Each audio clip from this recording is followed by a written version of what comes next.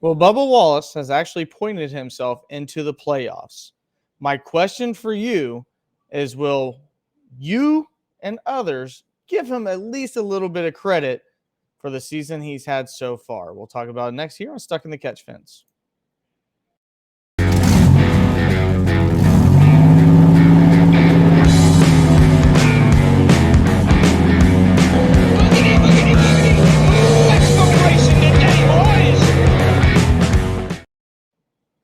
Welcome in. Hopefully, you're having a wonderful day and enjoying your time. My Irish, onward to victory. We're able to take care of the midshipmen. It's a very busy week. Did not have a post-race show as I had family in town and had some obligations. August is always a very busy month for me, but things should be back into its normal swing.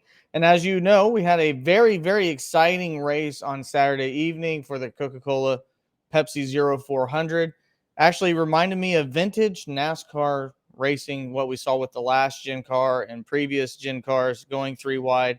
That gives me some hope that we'll have a great product at Talladega, as it looks like the changes being made have helped some for the racing.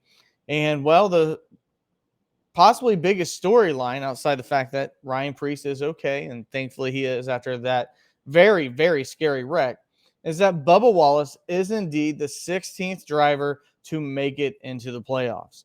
Now, I have told you on this show before, for you that have been following for a while now, we try to be as fair as we possibly can, give credit when it's due and criticism when it's due as well. Bubba Wallace has been widely the most criticized driver in NASCAR by both fans and passionate people that follow this sport. Pretty much everybody but the media have criticized Bubba Wallace, whether it is fair or unfair, things that he can control and things that he can't control. We've had people on this show willing to tell you that he does not deserve to be even in the Cup Series. And here recently, I said that I thought he'd make his way into the playoffs because I thought he's shown some growth this year. So here we are talking about Bubba Wallace, and I think it's time to give Bubba Wallace the credit that he this year deserves. He is one of 16 drivers to make the playoffs, the only driver, excuse me, not the only driver, but one of three drivers who made it without winning, but made it in through pointing. The other two drivers being Kevin Harvick and Brad Keselowski. So, looking at what we've seen so far, there's been so much criticism anytime the name Bubba Wallace has been mentioned. And I understand that. I understand that there's people that don't like him personally. Well, you have to set aside your personal feelings for the character of Bubba Wallace versus what we've seen this year from the driver, Bubba Wallace. Okay, those are two things that are completely separated. Most people, especially before going to Chevy, didn't like Kyle Busch.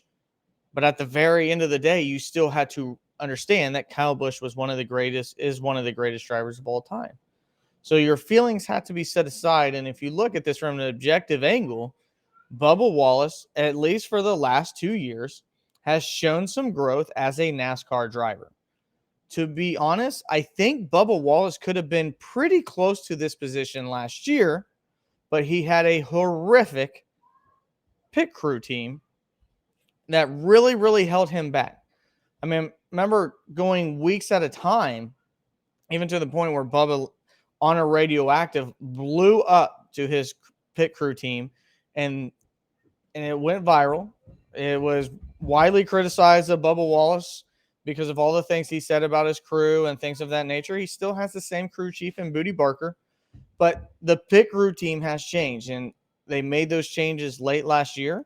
I think actually like maybe 2 or 3 weeks after they made the changes, he ended up winning at Kansas outside of when the playoffs were already begun. So you look at that from last year, 2311 has made a concerted effort to improve the entire team as a whole, Denny Hamlin and Michael Jordan, to now they're no longer reliant upon Joe Gibbs Racing giving them their 5th and 6th best prospects to have pit crew teams. Now they go out and they fund their own. And we've seen that help. There have not been nearly as many miscues on pit road for Bubba Wallace. So then you tie on the fact, okay, the things that Bubba can't control have been doing better. What about Bubba Wallace as a whole? So I'm going to give you a couple statistics here. This is what I love to do when it comes to if you watch on, when ESPN was actually good, the blind resumes, and you have to determine if this is, what team deserved to be into the dance more. So I'm going to give you two drivers, blind resumes. Both drivers have had 26 races. Here is blind resume number one. This driver has 11 top 10s, 7 top 5s. They have one win, 312 laps led, an average start of 10.6, and a finish of 16.9. Okay, say that one more time.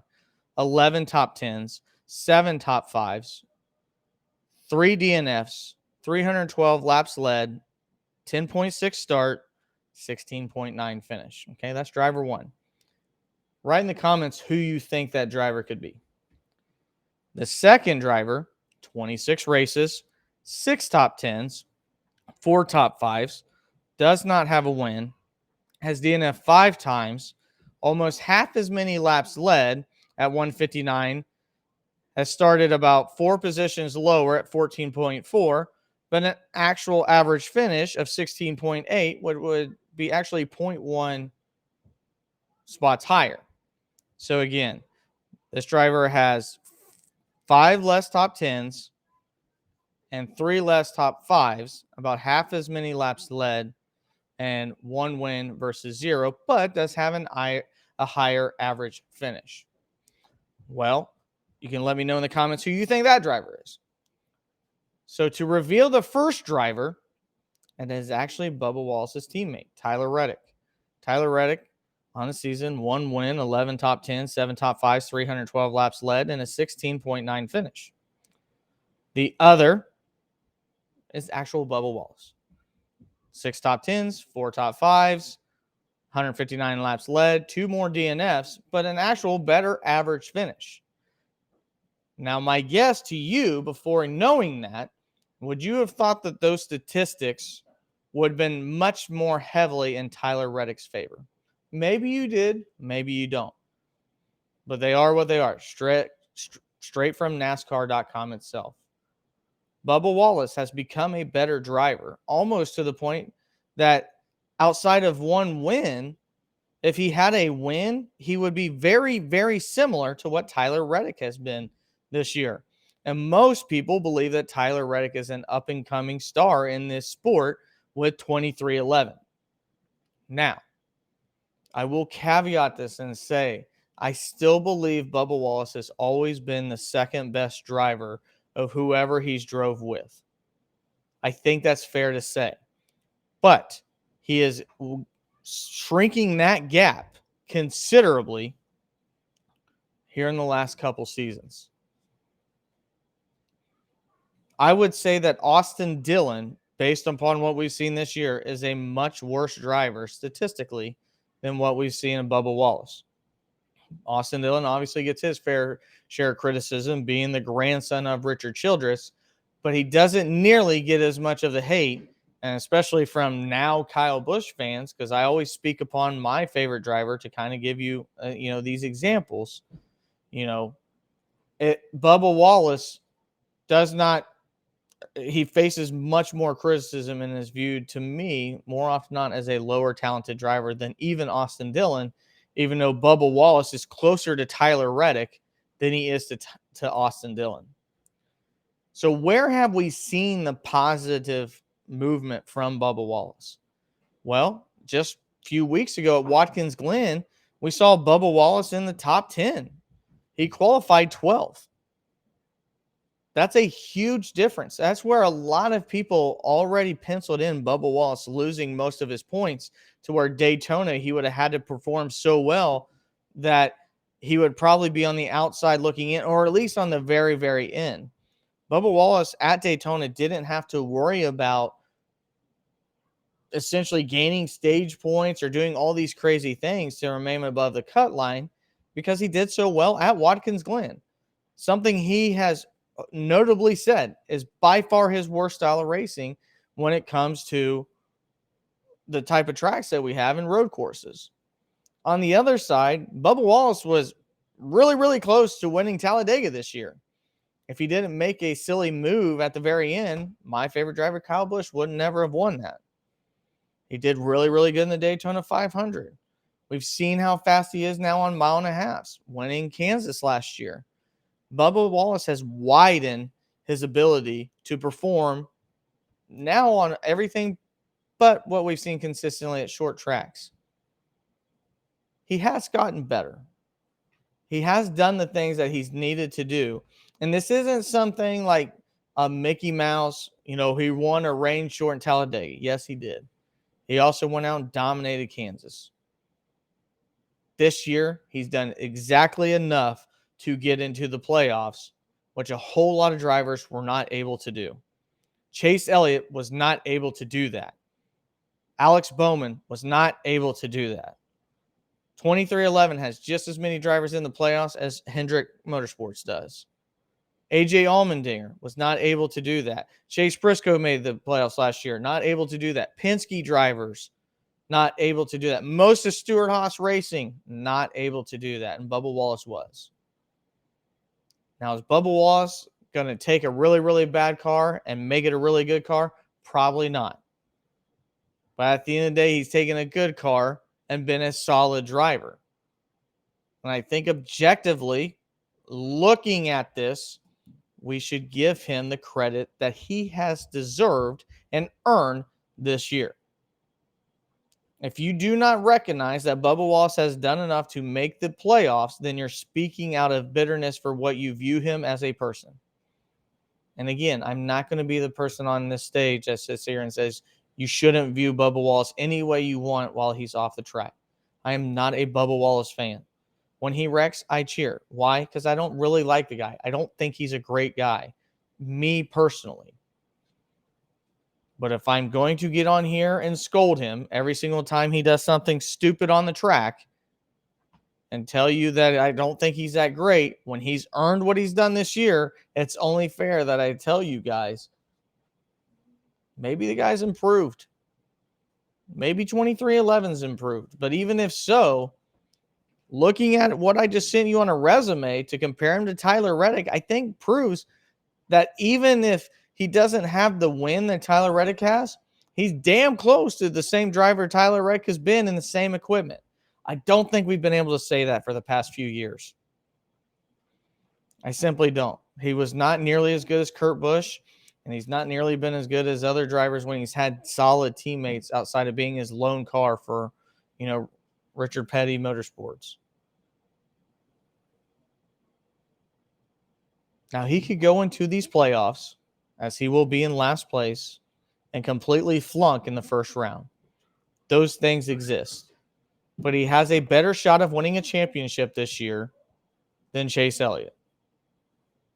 And Chase Elliott put himself in the position where he doesn't have a shot to win a championship this year in more ways than one. It's not like Bubba Wallace needed a waiver to get into the playoffs. He earned it by doing what he did in the regular season.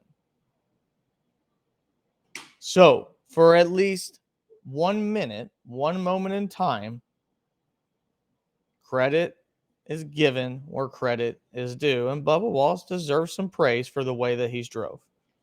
I've heard all you guys mention to be fair, Bubba Wallace's name gets brought up more often than not when he has nothing to do with the conversation. I saw people in NASCAR message boards saying the reason why people didn't show up to Daytona is because Bubba Wallace was there. Bubba Wallace has been at every damn track that we've raced at this year. And I've been to 3 sellouts, I believe. So the hate is beyond what is even reasonable at this point. And that's okay. You're passionate NASCAR fans. You don't have to like him. But he's getting better. He's done better. 2311's done better. And he's just as capable of advancing into the next round because we got Kansas in 2 weeks. The defending winner from there last year. So here is my video. Here is my perspective. Here is my at least temporary apology for saying that I don't believe Bubba Wallace is a really, really good driver or capable of doing anything in this sport when he's went out, at least for this year, and earned his spot into the playoffs. Congratulations, Bubba Wallace. You've gotten a video at least out of me, and I will now further recognize, at least for this year, you're one of the 16 greatest drivers in this sport. So, are you willing to do the same? Can you do the same? Can you separate the person from the driver? I don't know. That's up to you. But, I wanted to make this video and, get you guys thinking. That's one of the things that I love doing with this sport is, these drivers have a way of, shoving our words in our own mouth and going out there and proving themselves, whether it's Bubba Wallace or any other driver. Hell, Michael McDowell, RFK Racing may have done that, and they were a laughing stock last year. And Chris Buescher has as many wins as Kyle Busch and Martin Truex right now. So it's a fun sport. It's a funny way of things, that how they go, and we'll be here for the rest of the playoffs. Cannot wait to get it started this Sunday at one of my favorite tracks, Too Tough to Tame, Darlington. So stick around for more NASCAR content, whether it's news, whether it's just thought-provoking videos, things of that nature. I appreciate you guys being here. Make sure you like and share this, and also subscribe if you feel the need to do so. It would greatly appreciate it, and get more of the conversation going with fellow NASCAR fans. My name is Ryan Peters. We'll see you in the next time.